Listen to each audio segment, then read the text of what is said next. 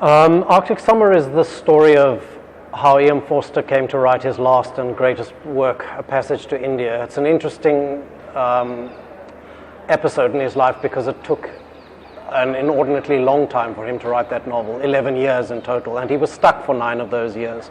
So it's not only the story of what goes into the writing of the book, it's the story of what can impede the writing of a book, writer's block, something a lot of writers struggle with, something I've struggled with a great deal of the time.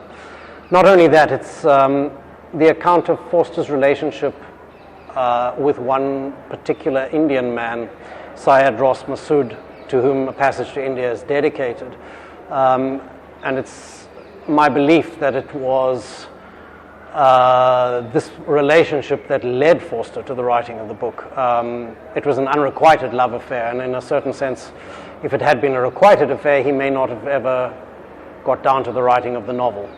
But Forster's failure in that regard was his success in another. We have the gift of his book, which may never have happened if he'd had what he'd wanted with this particular relationship in his life. The title of the book is also the title of E.M. Forster's one unfinished work. He started a book which he called Arctic Summer during the time in which he was writing A Passage to India, or rather not writing A Passage to India. So I wanted to echo that, the fact that it was Forster's unfinished novel is also a reflection of the fact that a great deal in his life was unfinished. But it's also, in another sense, an evocation of Forster's internal life. Arctic Summer is kind of a depiction of Forster's emotional state, in the sense that he was kind of internally frozen as far as intimate emotions went. There was nothing moving there, nothing really growing, but at the same time it was not an unhappy state for him to be in. Everybody who knew Forster would remark on the fact that he was a great deal of fun to be around, which is to say that even though it's the Arctic, it was summertime, open to the sky, the sun was shining, it wasn't all ice and darkness. So yeah, those two extremes were really what I was trying to capture with the title. I did an enormous amount of research before and during the writing of the book. It was important to me that it should be absolutely historically accurate as far as the facts, the established facts, are concerned. I wanted to tell the story of what is known about the writing of the book. But at the same time, of course, there's a great deal of space between the facts in which to invent. What fiction can do that nonfiction cannot is speculate and imagine the internal state of somebody. So that's what I did. Yes, it is, but of course it's pushing the boundaries of what, or at least I hope it's pushing the boundaries of what fiction might mean.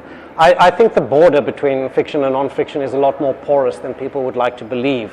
You know, these categories serve booksellers and publishers very well. They don't necessarily serve readers that well. I mean, if you look at any novel that we might call a work of fiction, I can tell you that writers put a lot of their own real lived experience into fiction. They often put characters wholesale into fiction. So that would constitute a non-fictional element, but of course it's not declared. I think I'm probably doing the reverse. That is, working with established facts and then braiding them together with things that I've imagined, conversations that I've dreamt up. You might know, for example, factually that Forster met, say, Virginia Woolf or D.H. Lawrence, but we don't necessarily know what those conversations between them might have involved. So as a writer, I felt free to invent those. But as I've said, it was important to me to invent within the constraints of the established facts. So what I hope the book puts across is a plausible version of what might have taken place. Everything that I've put in there is an interpretation of how Forster was and how he lived his life. So although it's fiction that I hope doesn't stray too far from what we know to be true. Well, yes, I mean, as I say, I'm trying to portray what might have happened.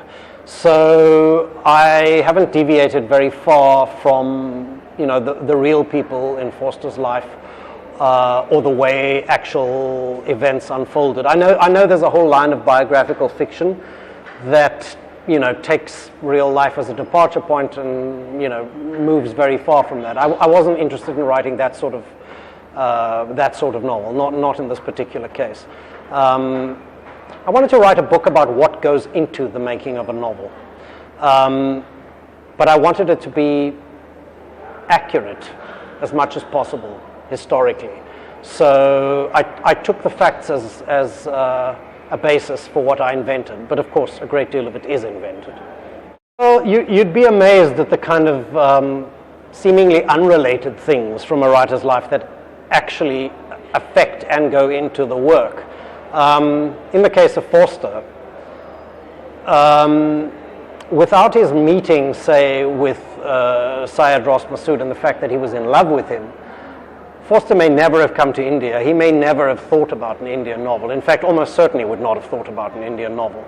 So that chance encounter, teaching a young man Latin in England in 1906, led him to come out here and to start thinking about the British Raj and to think about the confrontation between, you know, the British Empire and its subjects at that time. I also believe that his friendship with Massoud is present in his novel in a disguised form, in the form of the friendship between the characters of Fielding and Dr. Aziz, and echoed again in a less obvious way in the confrontation, or non-confrontation actually, as the book would have it, between Dr. Aziz and Adela Quested, and the false accusation of sexual assault famously sits at the heart of his book.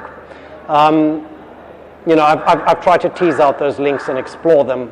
But you know, for every writer, there are these undeclared, invisible connections between real life and fiction.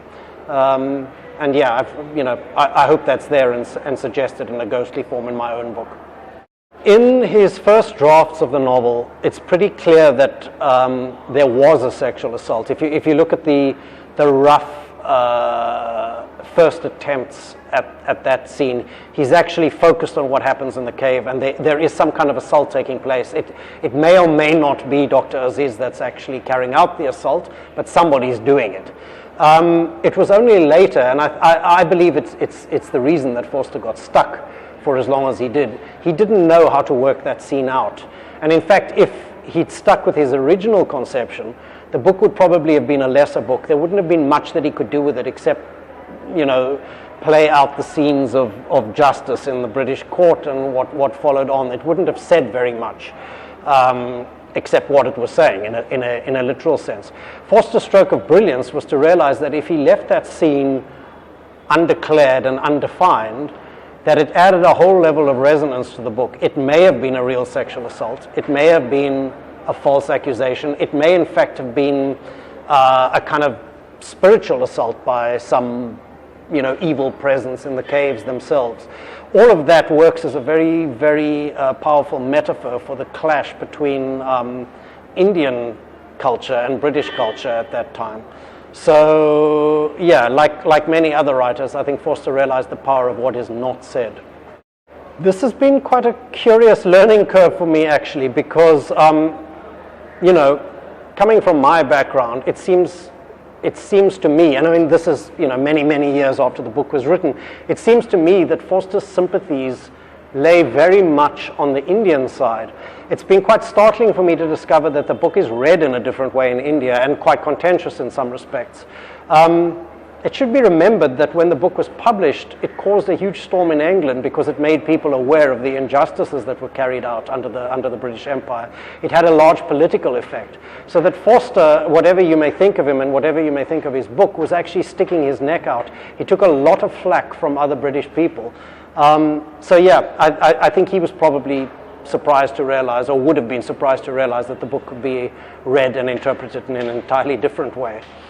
Well, perhaps the fact really of Forster's sexuality, because even by the standards of his own day, Forster was a very, very repressed man, very frightened man, and was unable to live out his homosexuality. So yes, a great theme of his life, and one I've tried to pick up on in the book, is this series of kind of unfulfilled and maybe unfulfillable relationships or connections that he has with different men at that time. It's important to realize, I guess, and I've tried to offset Forster's experience against the experience of other gay men at that time, that other people were not as frightened as he was, even though, you know, the consequences of being found out were catastrophic. Other people did dare to sort of live out that side of themselves more than he did. It's kind of painful to read his diaries and letters because you realize how terribly, terribly lonely he must have been. But as I've said, I think that loneliness is not unconnected to his creative side. And if he'd been able to, you know, express himself, his intimate side, more fully, he may not have been the writer that he was, and he certainly would not have written this particular book. Well, it doesn't surface, but it's present, in my opinion. By which I mean that Forster's sexuality made him an outsider, actually, to almost every culture that he visited, his own included. So that even when he seemed to be at the heart of the establishment, Forster was in many ways looking at it from outside. I have a phrase in my book which I use, that he felt like a child or a spy, and he has that kind of observational power. He seems to be participating, but in fact he's standing outside things and looking at them, and I think that's very, very connected to his sexuality. It's an irony that gay writing very much includes Forster's, at the time, unpublished and unpublishable gay novel called Morris, which is now, I think, regarded as a fairly quaint book. But if he'd had the courage to publish it in his own time, might have been quite revolutionary. But yeah, it's typical of Forster that he contributed to a tradition without actively doing so.